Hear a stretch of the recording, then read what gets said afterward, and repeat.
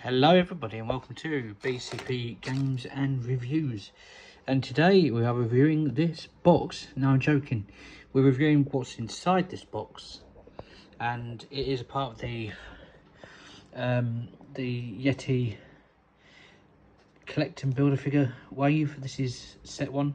This is the Cybermen. So without any further ado, let's get them out of the box. And here they are out of the packaging. We've got a nice box with the diamond logo, the 12th Doctor background,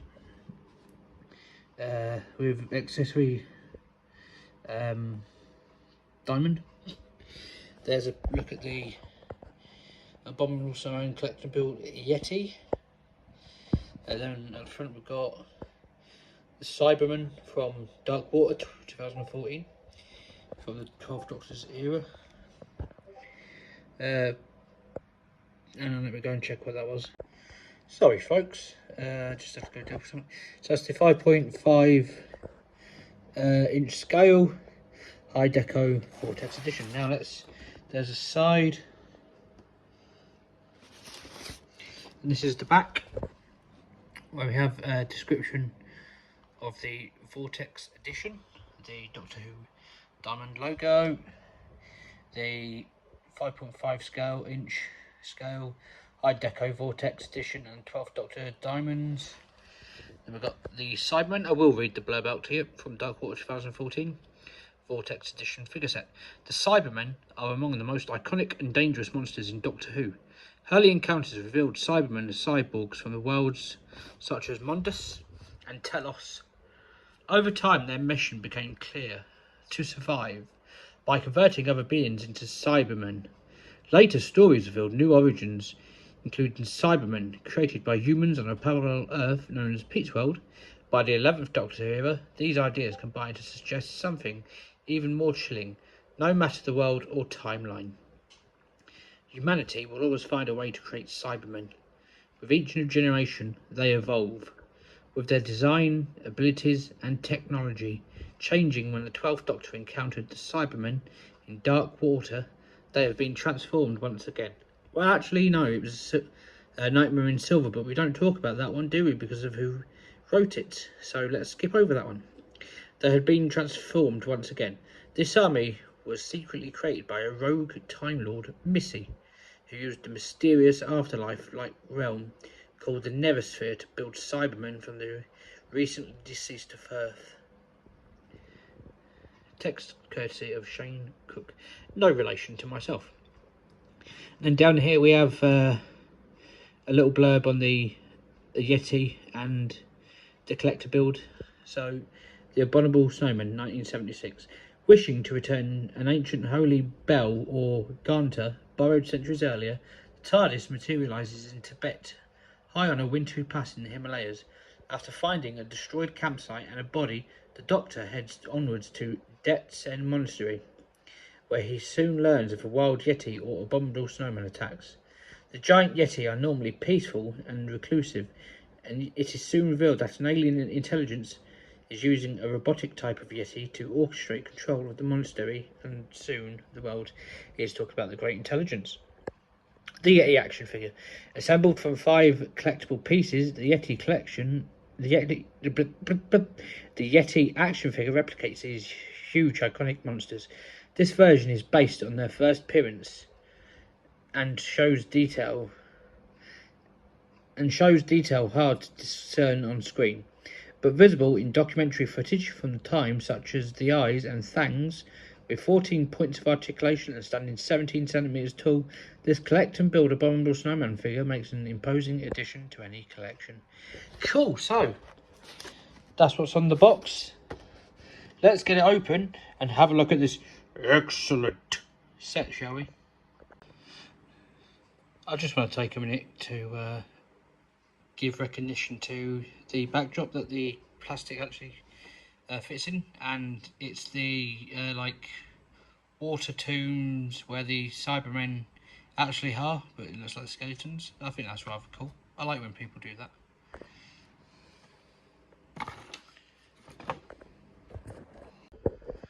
Suppose the Cybermen out of their plastic prisons. And first, before we look at the figures, let's see what else come in the pack.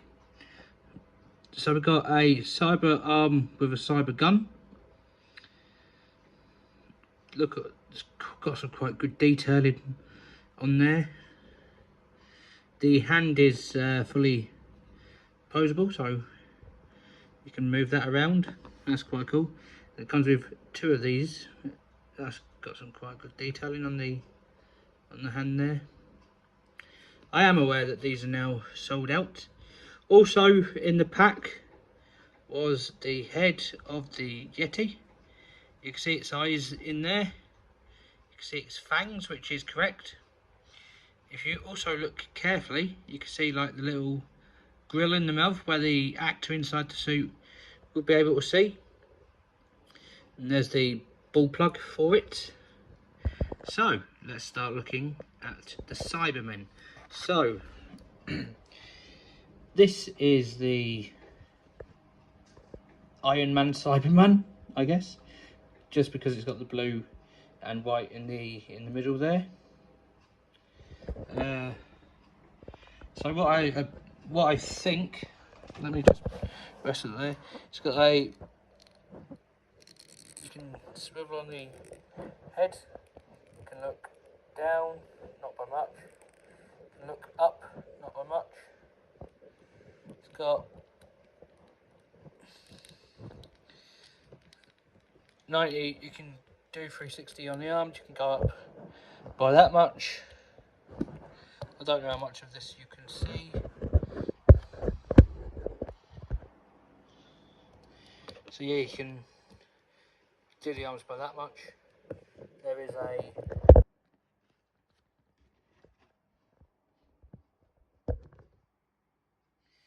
I've propped my phone up against something. The ball joint at the elbow. The hands can move around like so. Go forward, back. There is a ball joint at the torso, ball joint at the hips, although you don't have that much movement at the hips. So going wrong this one, and ball joint at the ankle, so you can get some nice dynamic. Let me just try and set them up in a pose.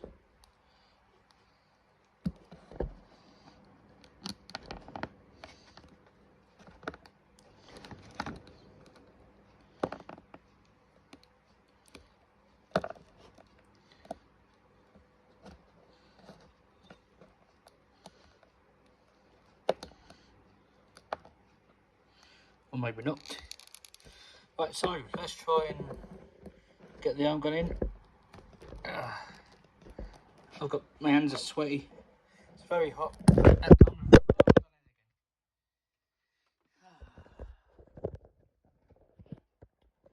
very hot at the time of recording this, hence why I might be sweating. So literally the arm is easy enough to plug in as that is. Then you get try and put it in a pose. Upgrade. No, it's more like I can't do the voice because it's a bit too deep, but it's upgraded progress. Yeah, something like that. But yeah, I mean, I'm gonna leave. I mean, looking at it, looks like quite a good figure. Looking at it in the sunshine, I've seen a lot of people with like scratches on their faceplate. I've got a bit of like weathering on mine, which is quite cool. In terms of detailing, I mean, let's have a look. You got like the panels and the undersuit at the feet. You've got the undersuit detail, more undersuit detail. I mean, the arms. Let me just stick out. Hang on, I'm getting a phone call. As I was rudely interrupted, the hands, I mean, you can see some kind of suction cups on the hands. Coming to the detail on this side, it's actually nice to. I mean, I've got a 12th Doctor and Missy on order. They're coming tomorrow, so at least I've got some things to put on a 12th Doctor shelf that I don't have at the minute. But yeah, I like these. I like them. I think they're cool. They're excellent, as David Banks would say. I was going to say something then. Can they do that thing that they did in Redacted episode? Hang on. Yes, they can. Okay, that's cool. They're well articulated. I do like the Vortex editions. Yes, I mean, £45 for 2 figures, accessories, and a part of the builder figure. That's not a bad price, in my opinion. If you look at the Star Wars The Black Series stuff, they actually are, like, for 2 figures, accessories, they are £45. This is up there with them. I mean, just look at the detail in the spine. It's great to see no legal gumph on the bottom. I bet the legal gump's on the... Yep. So I'm going to get some Cybermen and we'll do some comparisons.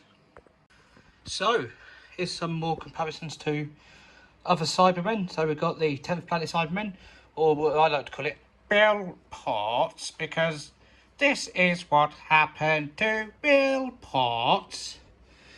Then we've got, you know, if you know the episode which this happens in, you know why I put them together. Then it's next to the Silver Nemesis. Also, here's a comparison to handles.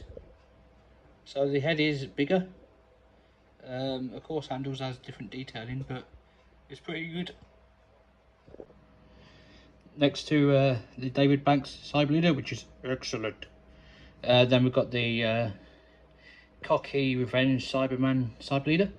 So yeah, guys, that concludes this review on the Dark Water, Death in Heaven,